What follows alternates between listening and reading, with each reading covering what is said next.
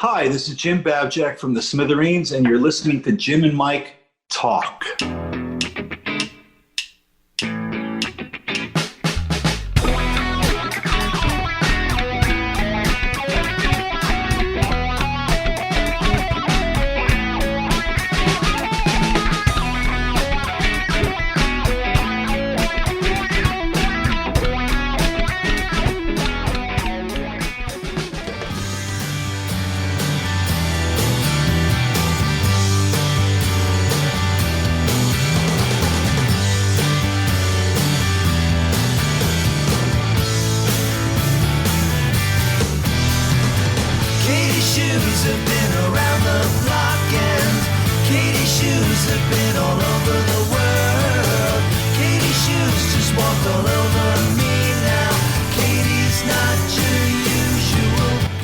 Special guest with us today.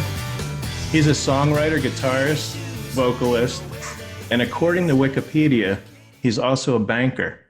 He's one of the founding members of the great rock and roll band, the Smithereens. Let's welcome Jim Babjak to Jim and Mike Talk. Hello. Have you seen your Wikipedia page? I can't see. Yeah, I've been trying to get that banker thing taken off. But somebody keeps changing it, those people that spy on it and stuff. Because apparently it was in an article somewhere. So that would be you or somebody else? Well, anyone can go in and edit. Well, no, that is... Yeah, no, I've had people try to edit it out and they keep putting it back in. I just don't want it up there because it doesn't define me at all. I do have a day job. I mean, that's why I have health insurance. But it's just a job, and I've been doing that from home since March, and hopefully I can continue doing that because it's much better life balance for me. And for that reason, I'm not commuting. I have more time to write songs and play guitar and do normal stuff that I should be doing. Yeah. And for our listeners, back there behind Jimmy, I'm guessing you're at home in your basement or you're out at a fine restaurant and bar. No, this is upstairs. It's not in the basement. It's upstairs. It's actually next to my library. I wasn't sure if I was going to do this in the library, but then people would think I'm really smart with all these books behind me. Yeah, I'm seeing about 50 different ornate alcohol bottles. Very, very, more. Oh, yeah, it's very well he's panning back and forth. Very beautiful. And there's a whole bunch down there. Wow. No, I could actually, I used to joke when we were on tour, I'd go into a hotel bar and say to our drummer, Dennis, I said, well, I have a better selection in my house than this place does. Yeah. And people think you're joking then, and you're not. It's pretty funny. No. I have a bad reputation. I like alcohol. I don't drink all the time, obviously. I eat raw spinach every day and celery and stuff like that, Yeah. But when it comes to alcohol, my dad owned a bar when I was younger. And so I started with the best. I always went for the top shelf. So it was always about quality. Right. You like quality, not quantity. Do you like bourbon at all? Yeah, I mean, I started getting into it and I lost track of it. My brother and I were talking about it. I think it's been 15 years. I used to be a Scotch drinker, and then, I still am occasionally. And I got turned on to bourbon. I'm guessing now 15 years. I don't know why all of a sudden I would say, last month, but it was actually 3 years ago. I mean, I don't know what happened to time. Yeah. Time just, and then all of a sudden I'm 63 years old. I mean, what the hell? When I make, I like to cook too. So if I'll make chicken fajitas or something, or I'll have tequila shots before, not shots, but I'll have one or two before dinner. Yeah. But and then red wine with Italian meals. And, Yeah, matching it. I only drink bourbon on Sunday nights. Only Sunday nights? Yeah, we watch a lot of TV. Sunday nights, that's our TV night.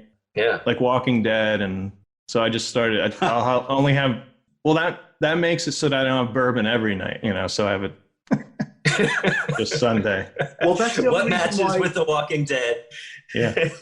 Yeah, I don't drink during Walking Dead or Bloody when Mary's it's on. dead. Walking Dead. Yeah. And that's one of the reasons I've lost weight, because we haven't been playing since March. And so what happens when we play is there always seems to be a bottle of something around.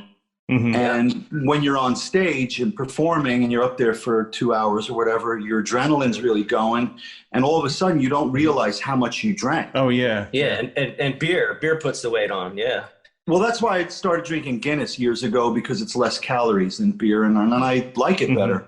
Yeah, that and the pizza after the shows.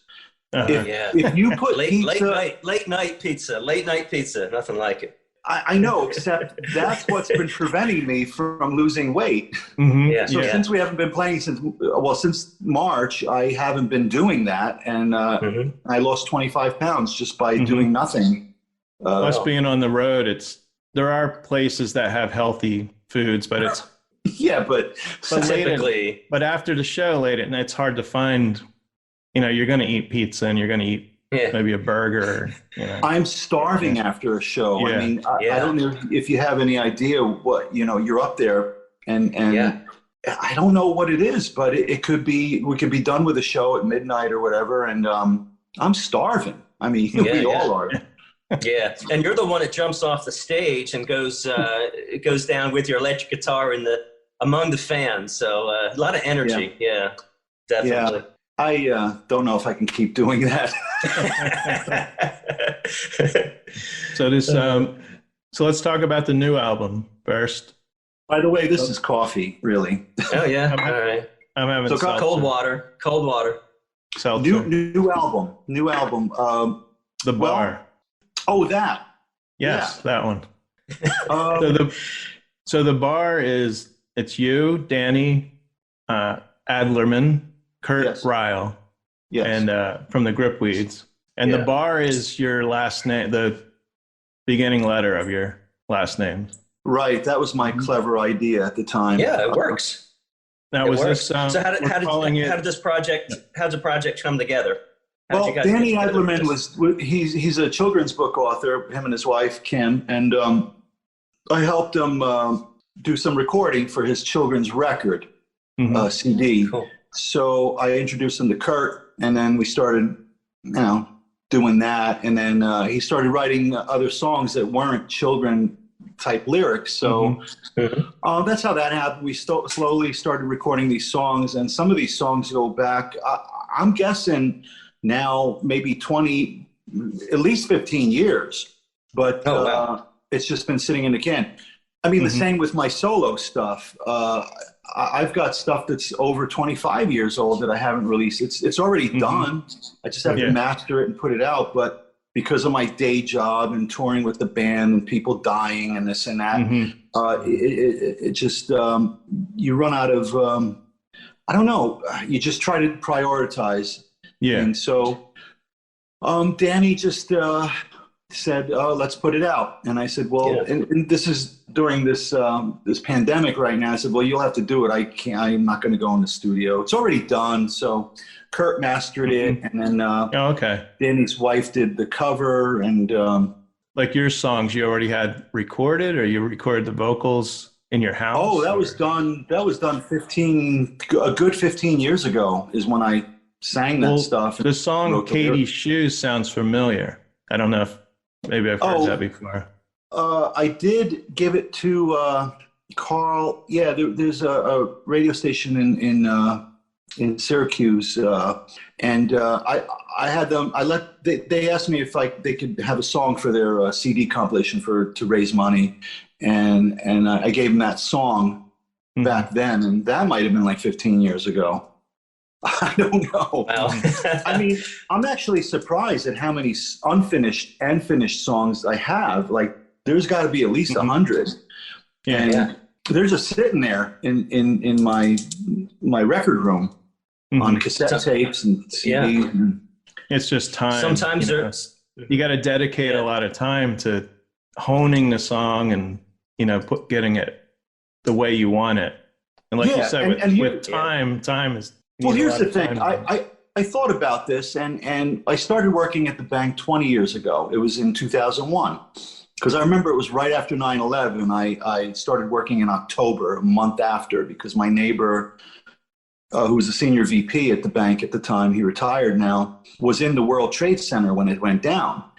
And that's how I got the job. He was walking his dog in October, and I just jokingly said, my wife, Betty, who passed away 5 years ago now, she said, you should think about getting a job, because there weren't many shows on the books back then, Smithereens shows. And so Andy was walking his dog. He survived the Twin Towers. He was one of the people that was covered with all the soot and everything in his suit.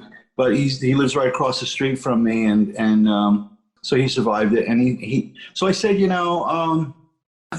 said, I said, Betty wants, she says I should get a job. And so he got back right away, and he said, you know what? I'll give you a call on Monday. I think we have an opening. I'm like, wait a minute. I don't have any clothes. I have T-shirts and jeans. I don't have any shoes. By Tuesday, I was there with this fake resume. Well, I shouldn't even say this. It's probably going to be on the air, but I've been there long enough now. He said, don't worry about it. You'll learn what you need to do. You'll be fine. And I'm like, okay. And you got to go out and buy clothes, right? Dress shoes. Yeah, all that. Yeah, all that. Yeah. Shave. I had to shave, Oh. Do you meet with people like when you're working in the building? Like, do you sit at okay. I sit in a cubicle, and most people, they're very few. Look, I remember when we got this offer to play with Tom Petty, and my boss, I told her, I said, look, I have this opportunity to go play hockey arenas, and and she never heard of Tom Petty. What? So the people that I work with are all, Chinese, Japanese, Trinidad. They're from all over the world. India. Yeah. They don't listen to me. Okay. Even if I told them that I play guitar in a band, they wouldn't. Have they heard wouldn't of the even care, Beatles? possibly. So what I like about it is I'm pretty anonymous there. It's just, I just blend in with everybody, and I'm just that guy that does what he does. Jimmy, I found that in the sports world. So, I've got 3 kids, and they're young adults now, but just, I was in a rock band and an ancient folk band, and, I'm trying to have conversation with some of these other sports dads, and it's the same thing. They're so into football and basketball. They're actually, all they know about music is classic rock. They listen to the radio, and they don't know anything anything else. It's interesting. Yeah. Yeah. That's right. The banking world. But not to know Tom Petty. That's like not knowing the Beatles. But my parents didn't, my dad never listened to music. My mom liked country music. And I bet you she couldn't name one of the Beatles even back in the 70s or 80s. Yeah. It's good for me because I don't want to talk about myself or the band. Oh, yeah. I just want to do my work and go home, Yeah. And that's the thing about, go ahead. When you play the shows and then afterwards you meet, the fans, that's when you're in it, but not, you don't want to. Not your whole life. 24/7. Yeah. Right. And there are times when we play in California or the West Coast, and I'll get on I'll bring my work clothes with me, and I'll take the red eye, get to Newark at 6 a.m., and then go to the work parking lot, sleep in my car for an hour, and then come up with my clothes. I mean, there are a few people that have come into work early and like, where you been? I said, well, I was just in LA or, whatever. And up on stage playing guitar. I find myself sometimes on the weekends, I'm driving around in Nebraska on the way to a gig, and I'll rent a car at the airport. And then all of a sudden I'm thinking like, wow, I'm driving around in Nebraska, and now I'm going to be back at work Monday morning. It's really a weird lifestyle. Yeah. Oh, that's adventure though, that a lot of us don't have. That's some great travel across the U.S. Yeah. Yeah, I've been to awesome. 48 of the states. I'm missing Alaska, and then one of those big ones. I can't remember which one, but Wyoming. I don't know, because I've seen the Mount Rushmore. That's South Dakota, right? South Dakota. we played Fargo. So it's either Wyoming or Montana. But I know I played one of those because there was some kind of big festival we played. Mm-hmm. So the last one is going to be a mystery state. This one's called Blood and Roses.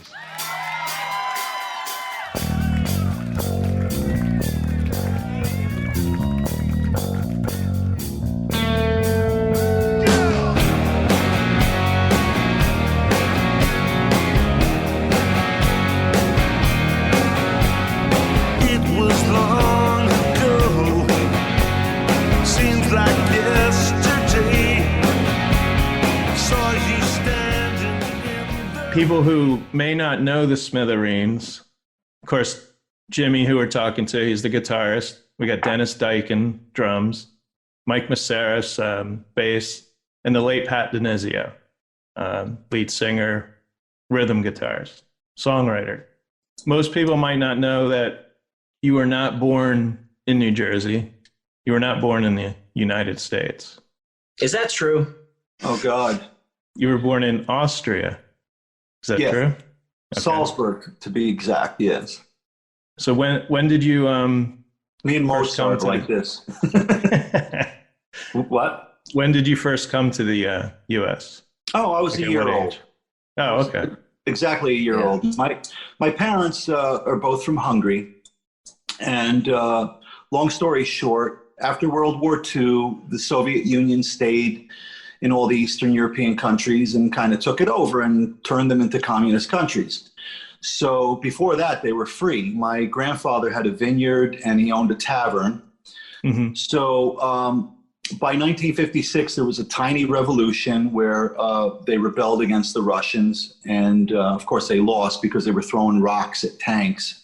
And Eisenhower did say he was going to help, but there was no interest for the United States to get involved with that. So there was a period of time, like 3 days, where people were able to escape from Hungary to Austria. The borders were kind of, the guards were shooting up into the air. So all these people fled. So my parents and my uncle, who was 16 at the time, my dad was 18, I think, and my mom 17. They escaped into Hungary, and they were in various different camps, immigration camps. And by the time they made it to Salzburg, we were there for 2 years. I was born exactly 9 months after they escaped. Oh, wow! And they got married, and then it took them 2 years to come to the United States. My grandmother's sister, my dad's aunt, lived in the United States. She was born here. Because back in the 20s and stuff, people used to come here from Europe, and then some of them would go back, some would stay. But it still took my parents 2 years to come here. And then here I am. I just happen to be born there. So that means I can't be president. So they came. That is too bad, isn't it? So they came. And I was actually worried about being deported or something, because many years ago, like in 1980, I had my original birth certificate and my naturalization papers. I was naturalized in 1964 when I was 7 years old. All those papers were in a safe with my mom's jewelry and my entire coin collection at the time, and it was stolen from my dad's house. And I didn't think of it. I didn't think I'd ever need my naturalization papers or my birth certificate or anything. So I put it off. And then 9/11 comes around, and I'm like, oh my God, I read in the paper that there was this Italian guy born in Italy. He fought in World War II with the United States, but he didn't have his papers, and they wanted to deport him. And he was like in the 70s. I'm like, what the hell's going on here? I guess I got to get, I got to get this stuff. So I called up who I needed to call up, and it took me 6 months to get my naturalization papers. And it cost like $375, but it's worth it. Wow. So now I'm bona fide, I'm legal. Well, it's good that you got that. Well, I always was, but it's kind of scary when you think about it. It's like, you need to have papers. Yeah. Well, and I don't know what the hell I'd do in Austria. I don't speak German or Oh yeah. Yeah. I've heard of Arnold Schwarzenegger, but that's about it. So, Jimmy, in August, you guys did a quarantine concert. I watched the video. Robin's Front Yard. Oh, Robin Wilson, yes. Yeah, right there. And it was right there in the front yard. I wish they had panned the audience in the front yard. I didn't get to see them there, but how did that come about? How did that go for you? Well, that was Robin's idea. He lives in Arizona, but he also has a place in Long Island, I think, not too far. Yeah, it was Long Island. That's right. Yeah, he just wanted to do it. He's been doing stuff from his basement, and then he thought it would be fun if we did it. So yeah, it was pretty simple. There weren't many people there. I mean, and people were really socially distanced, and it was fun. It was a fundraiser as well for Crohn's Colitis Foundation. Oh, right. That's probably why Robin did it. Yeah. Yeah, trying to raise some money that way and entertain the people as well. Yeah. And to play, because I haven't done much of that lately except for myself. Yeah. I think he did one earlier in the year. So he's done a couple of them in front of his house. He's done a few on his own also. Yeah, the one time they showed the crowd, it wasn't a crowd though. It was probably neighbors and people walking down the street. And they didn't even know that a guy from the Gin Blossoms lived there. Well, he was doing a couple of Gin Blossom songs. I said to my wife, "Imagine, you're walking down the street, and like that sounds like, the Gin Blossom." Yeah, that guy does it pretty well. Yeah. He does a Robin pretty well. Robin is lead singer, Smithereens on some of the shows, along with Marshall Crenshaw. Right. But Robin's been a fan a long time. Oh yeah. I think the first time he met you guys was he worked at a record store. Yes, before he was in the Gin Blossoms. Tempe, Arizona. Did I say that right? Tempe, Tempe, yeah. Tempe. And he has a tattoo, right? Blood and Roses. That's interesting. Yeah,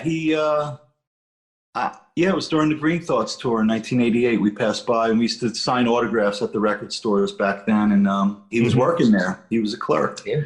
And him and his future bandmates came they would see us on every tour in Arizona. And then with Marshall Crenshaw, same thing. We met him. We played we played with him in 1981. We opened up for him in Jersey at the, it wasn't called the Fast Lane then. It was called something else for a year. But, we got to know him, and he played on our first album. He played on some of our demos, Strangers When We Meet. But then when we actually recorded the song, for our first album, he came and did the keyboards, and he brought along with him this 8-string baritone guitar. So he ended up using that on White Castle Blues. Okay. So I don't know if you know that part, but there's a part where it goes boom, bada bada bada bada bada boom, boom. Anyway, that's Marshall Crenshaw.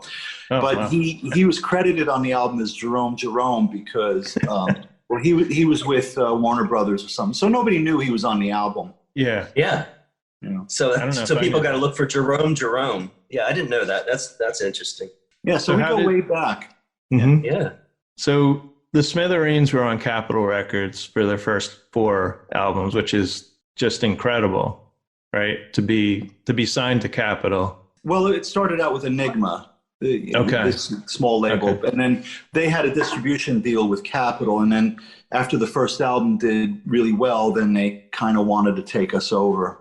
I mean, Capitol, Sinatra, the Beatles, the Beach Boys. Wayne Newton. Were you getting Wayne radio? Newton, What? Were you getting radio airplay how did the record contract come about?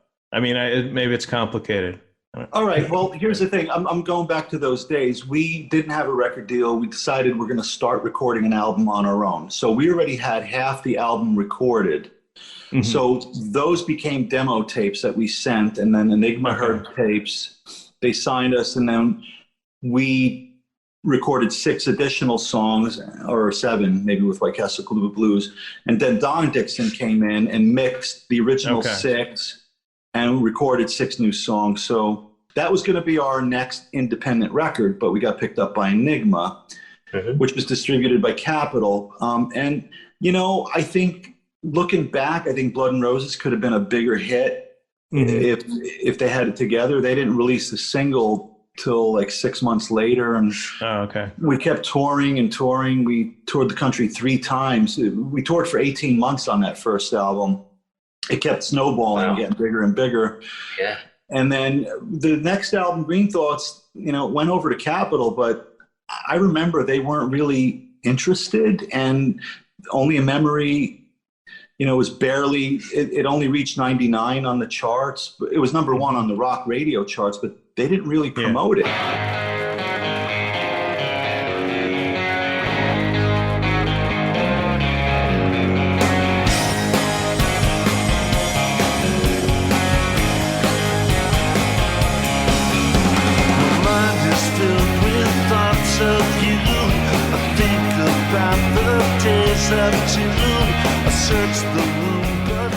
House We Used to Live In was going to be the second single. They printed it up, and then MTV didn't want to put the video on heavy rotation, and then they destroyed all the singles. So I have the covers for them, you know, that Dennis saved, because they were going to throw them out. Some of the covers, and we've been selling them on the website, the actual picture sleeve without the record. Yeah. And I do have a couple of the records. I did manage to get some. But so anyway, that was it. And then even when we put out the 11 album, they didn't think Girl Like You was going to be a hit either. And so it was always a struggle for us. So going back to the first album, Behind the Wall of Sleep, Blood and Roses, they could have been much bigger had we had good publicity and people behind us, like The Machine. I call it The Machine. Yeah, and back then, MTV could make or break a band too. And they did, you know. We were all watching, you know. If you saw the same video like every hour, every other hour, it was in your brain, it was in your mind, you know, and you might go out and buy the album. Yeah, so, I mean, that really helped. So with us, it was more word of mouth kind of thing, and the college radio stations and some of the major radio stations were behind it, you know. So thank God for that, because the record company really wasn't really big into it. I think it was great you guys were on Saturday Night Live. Yeah, that was. Well, how was that experience? I mean, do you remember? Oh yeah, I remember. Do you remember it? Yeah. But then again, it was just another day, because we were on tour. I think we were in Massachusetts, and then we had to do a rehearsal on Thursday, and then Saturday, and then we were off somewhere else on Monday. But it was a whirlwind, and the reason we got on was because at that point our manager was Freddie DeMann, who also managed Madonna. So he had a lot of clout, and then there were some people at Capitol that were pushing for us, but there was about 30 bands that were slotted for that, and we got it. I don't know how, but people really, the machine was trying to work for us with that. And we did get on, which was amazing. So, but I didn't really think much of it at the time, you know. Like I said, it was just another day. And, you know, looking back, it was a great experience for sure. Now, you just went there recently. Was it last year? 2019. But you were on the stage, like not when it was live, but you have to know somebody. Yeah, it was after. It was after. I was just wondering if they gave you a tour again, or if you got to. Sort of, yeah. Okay. I did. Okay. Yeah. You can't just walk up there and. Yeah, that's on my bucket list. Saturday Night Live. I've been watching since it was on. I was like 11. My parents would go to bed. I was going to say, how old were you? Well, my parents would go to bed. They didn't know what I was watching, and I'd put on Saturday Night Live. You know, at being 11 years old. But I don't know if I missed any episodes. Each episode is, you know, hit and miss, but it's always been like that. It's a shame they don't show the musical guests anymore.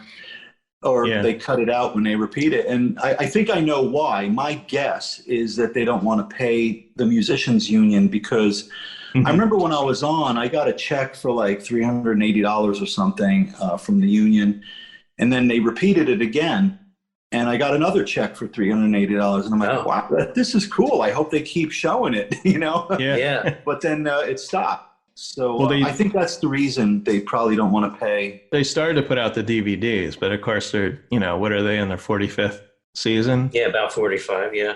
They put out like the first 4 seasons with the musical guest. Oh, really? Yeah. They might have had different contracts back then. See, I don't know all that stuff. I'm just guessing. Yeah. Mm-hmm. So it would take a lot to put out all the seasons, Yeah. So talking about being on SNL, Jim and I went to see you at the State Theater in Falls Church repeated years, year after year. And just love that venue. We've been to lots of concerts, and I just love that venue. You can get up, you can sit at tables, you can be up on those the balcony in the back, those twin balconies, looking down really close to the stage. So, So what are some of your favorite venues? What do you think of Falls Church, Virginia? It's one of my favorite venues. I love the setup. Yeah. B.B. King's used to be a little like that, where you could stand in the front of the band if you want, and you could sit in the back because, some people want to sit, some people want to stand. But I play maybe I'm not professional enough, but I play better when there's people standing right up against the stage. Mm-hmm. And then usually they used to put barriers up in front of the stage. I'm like, take those barriers down. I want the people right up against the stage. Yeah. I definitely play better. It probably makes a difference because when people are just sitting in chairs, and we were at that the other place in Annapolis, you're just sitting. Yeah, Ram's Head. But I didn't enjoy it as much because I'm forced to sit or go standing along the wall, which is awkward, all the way in the back, or go out for a smoke or rest or something. But just to be alive and to mingle around, I think I'm going to get closer and farther and. It's really cool. Yeah. I love it. We have such great memories watching you guys and just partying with you guys there at Falls Church. Yeah. Yeah. I mean, it is strange when you're playing and then the table in front of you, somebody's eating a salad. Oh yeah. Yeah. It's not rock and roll. And you hear plates and forks and are you rocking with me or what? You're not singing along because you got lettuce in your mouth. We went to Falls Church 10 years in a row, every year. And Mike lived in Virginia. Of course, I, lived in Pennsylvania and now New Jersey, but I would travel to Falls Church and we would meet there. Mike and I saw you. Well, we didn't see you guys, but the first time was 87 at the Stone Pony. We couldn't get in. Mm-hmm. That's a whole story. Yeah. And then 88 was the Green Thoughts tour. Yeah. We saw the Beacon. Yeah, in Manhattan. So Mike had only seen the Smithereens in 88, and then Falls Church, I'm not sure when we started going there, but we decided this is what we're going to do every year. If we don't see each other all year, we're going to go see the Smithereens. The one year we decided to mix it up and go to Ram's Head, so we've only been there once. Yeah. But like Mike was saying, it's more like a dinner theater atmosphere. It's not as much of a party as just sit and listen. So do you remember the Beacon Theater back in 88? Was it, you say 88? Was it? Yeah. Yeah, 88. Yeah. Do you remember that show? Was it just another day? Was it just another day, probably? Well, yeah, it was just another day, but I do remember that one because I remember not liking my guitar sound that night. I had this white Rickenbacker. Mm-hmm. And then, for various reasons, I remember it. But well, what's your memory of it? No, you guys rocked. Paul Kelly and the Messengers was the opening band. Australian band, yeah. Yeah. Now the only thing I remember is Pat had this remote control car. Right. Someone would light a cigarette and put it on the antenna. And the car and he'd take the cigarette. I don't remember much from that concert, but so this is so long ago. You could light up on stage, huh? That's funny. Yeah, Pat was doing that for a while with the remote control car. Our crew would light a cigarette and have it come out. They also did a miniature Stonehenge that they would let down from the ceiling, and it was really tiny. We did all kinds of stupid things like that. I don't think we saw that. I don't remember that one. Well, you have to. You're on tour for months and months, and it's just you do things for yourself that you think are funny, but I didn't think you would remember the car. The remote. I remember the things that stood out. Yeah. I got to tell you about that car. We were in a hotel once, and Pat was really hungover, and he could get really ornery, and so we're checking out of the hotel, and we're all waiting there, and the tour manager's dealing with the hotel clerk. And if you ever saw Spinal Tap, the hotel clerk, it's just yeah. So this poor guy, Pat put the remote control car on the counter, and then he would press the button and make it fall in behind the counter to the guy, and the guy picked it up. He was a little perturbed, and then so Pat did it like 3 times, and the guy said, "Look, if you keep doing that, I'm going to keep the car." So Pat pressed the button, did it again, flew over the counter, and he threw the remote at him. And he said, you keep "It's yours." And that was no the more end of the car. No more cigarettes coming on stage. No more car. No. You guys did a show, or maybe more than one show in Stockholm, Sweden. Oh yeah. Did you only go there? How many times have you been there? We went there before we were assigned to a label. We had our Beauty and Sadness EP, and there was a promoter in Sweden that heard it that brought us over there for a month. And we did a couple of shows in Sweden, one in Finland, and one in Norway. And we stayed at the promoter's apartment, all in bunk beds. We were like the Monkees or the Beatles. And so that was in 1984, and that was fun. And then when we went back, it was 87. Every tour of Europe, we'd go to Scandinavia, and we even went to Iceland, which was really fabulous. You only flew over Iceland. Didn't look like there was much there, but that was just from the plane. That was great. Dennis and I walked around, and we played at the Opera House there. We had the #1 record there for that month, and above Madonna and Michael Jackson. It was like really weird. Got off the plane. That's we were awesome. interviewed. You guys were big in Australia too. Oh, not really that big. I mean, we played the smaller theaters and the bigger bars. Yeah. Okay. And it's funny, Nirvana was touring at the same time there. They were bubbling under. I wish I had gotten to meet them, but yeah, Iceland, 2 nights at the Opera House sold out. And then I don't know if you ever heard of the Sugarcubes. It was their first gig opening for us, was their first show ever. Really? Wow. Yeah, Björk. We saw them once. They were with Public Image Limited. It was at PNC, or what was the Garden State Art Center. Right. We got there too late. We got there late, and they did their last song before they went off, and it was that cat song. It was on their first up. They were a little. It's an outrageous song. Yeah, I like the Sugar. Oh, that's what I remember. I remember about the Sugarcubes. They opened for us in Iceland, and then the guitar player fell into the orchestra pit and broke his arm. Oh, wow. I remember that. Wow. And so anyway, enough about Iceland. Yeah. No, that's news. The Sugarcubes opened for you, and that was their first gig? What were you saying? Yeah. Wow. They just formed. Yeah.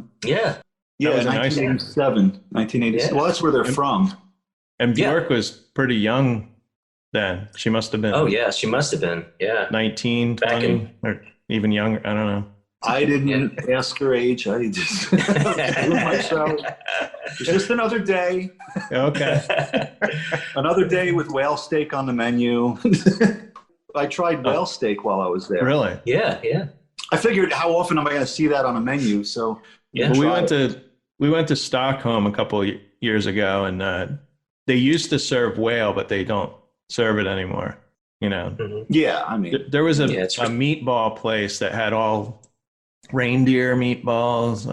buffalo, and they used to have it. They said whale, but I guess they can't serve it anymore. Yeah, well, there's places that have exemptions. There's cultures that have exemptions, and they can keep whale hunting. Up in Alaska and Iceland, they get those exemptions so they can keep hunting. Because of their culture. Well, that's all they do. I mean, Iceland doesn't. Fishing is their. That's it. Who's the most interesting person you've met? Like famous person, or maybe someone that you looked up to, or in music, and you finally got to meet? I had a chance to meet Pete Townsend one time. We were rehearsing in New York at a place called SIR. It's a big rehearsal hall, and many rooms there. And Pete Townsend was in the next room with the Tommy play. They were rehearsing. Mm-hmm.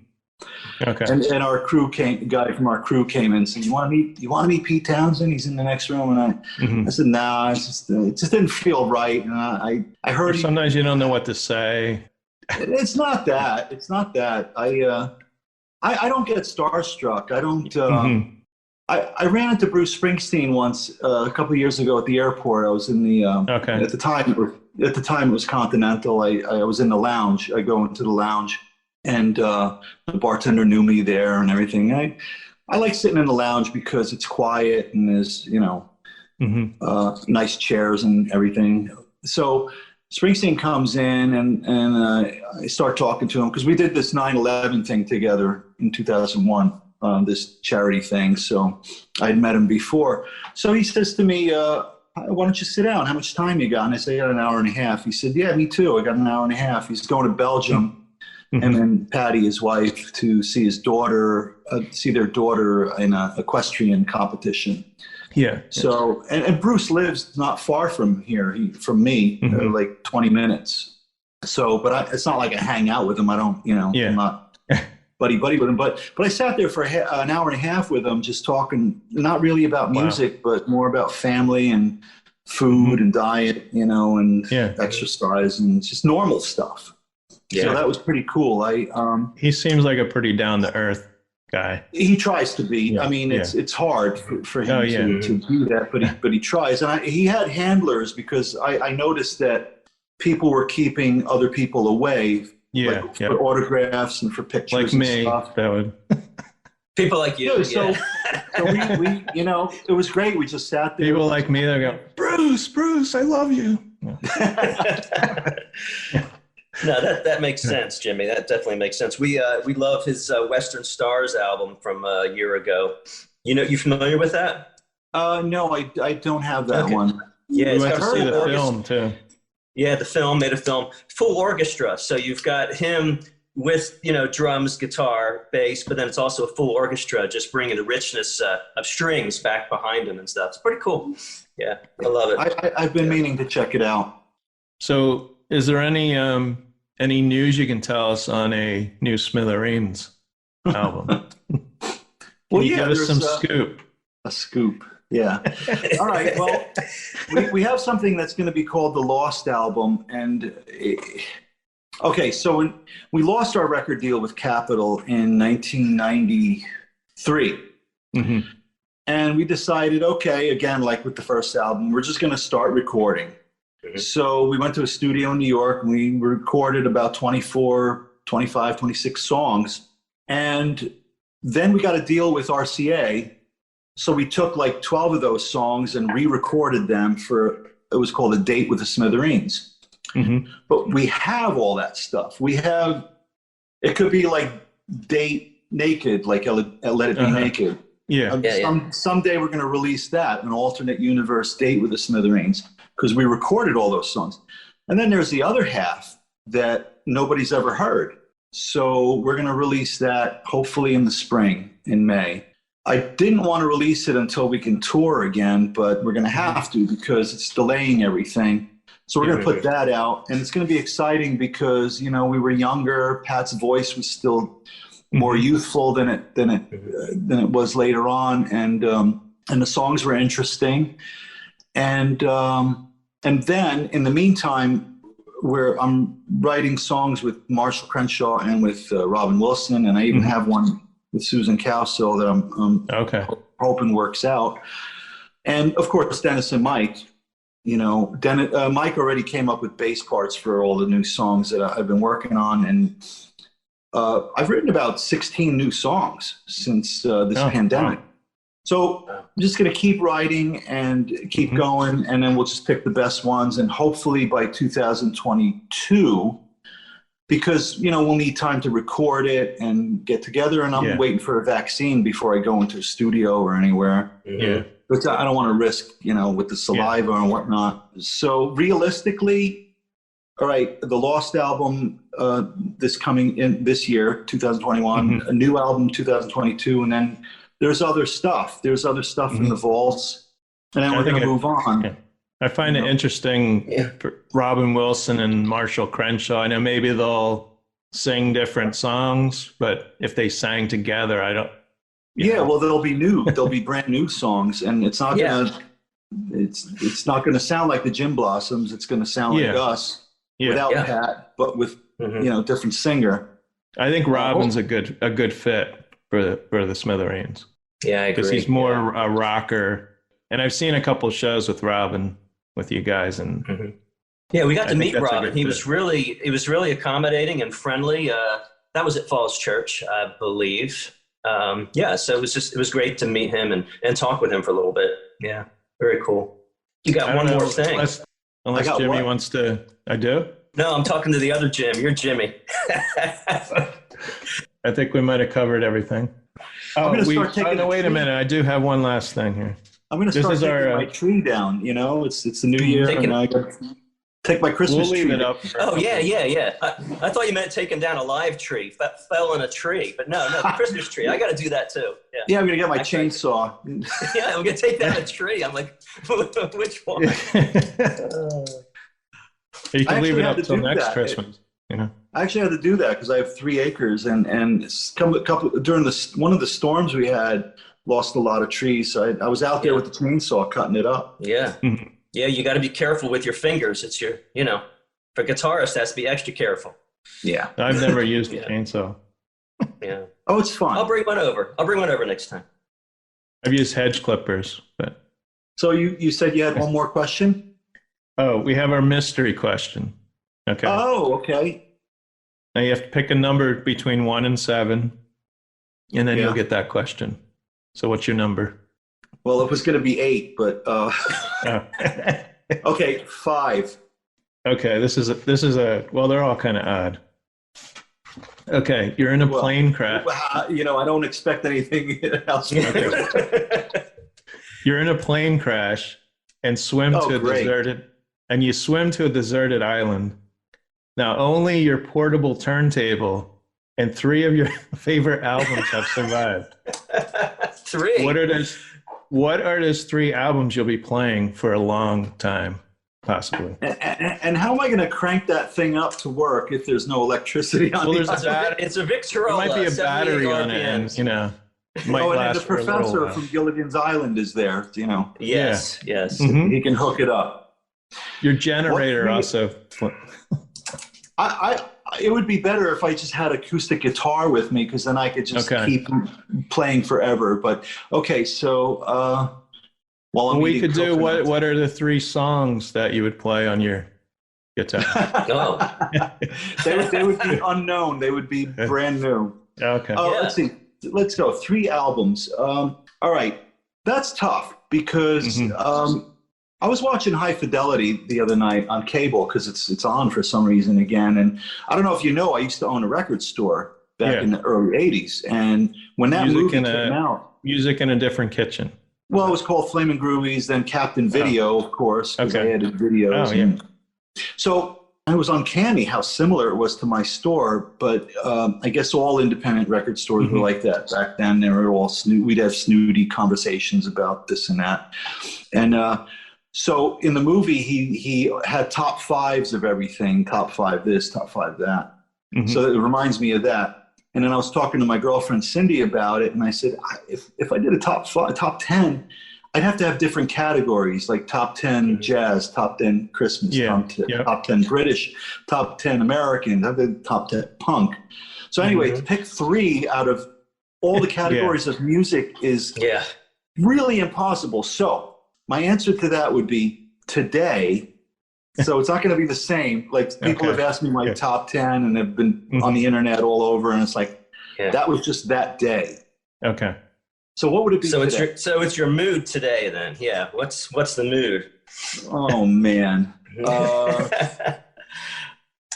I think Jeff Beck's Truth album. Okay. Which is an odd choice today.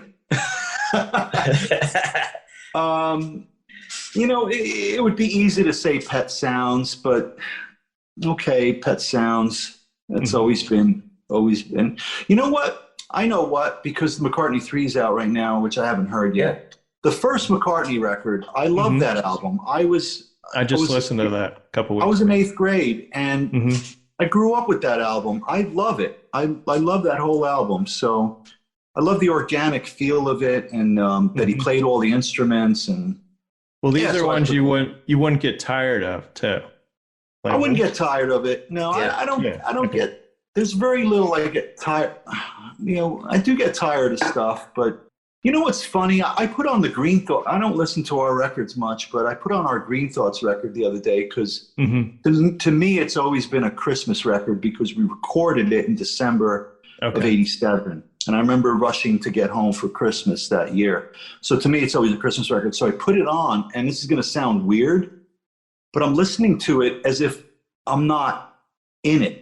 Yeah. And I'm like, damn, this sounds really good. Yeah, I love that. It struck me as like, wow, I really like this album. Yeah. And, to put myself back to like 30 years ago or whatever, it's kind of strange. Well, it's like another person, maybe. Yeah, yeah. Yeah. I mean, that's how I think about a lot of things in my life. It's like, wow, that was me. And then like I'll see things on YouTube. Like we did this thing with Belinda Carlisle, a live broadcast of us doing Blue Period. And I'm watching it going, I don't remember even being there or doing it. And yet there I am on the video. It's clearly me playing, but I have no recollection of it, That's wild. That's wild. All right. Hey, Jimmy, it's been great talking to you. Great stories. Thanks for your time. Oh, thank you. My pleasure. And hopefully we see you this year at some point. Falls Church? Yeah, maybe. Well, we'll see by summer. Things might be better. All right, thanks. Talk to you soon. Have a good rest of the day, Jimmy. You too. Yeah.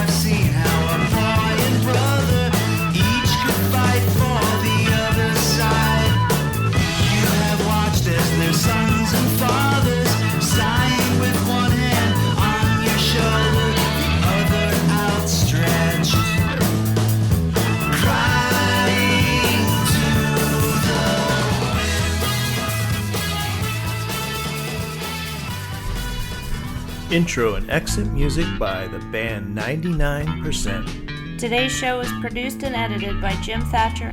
You can find Jim and Mike Talk on iTunes, Spotify, iHeartRadio, Stitcher, and their host site, Podbean.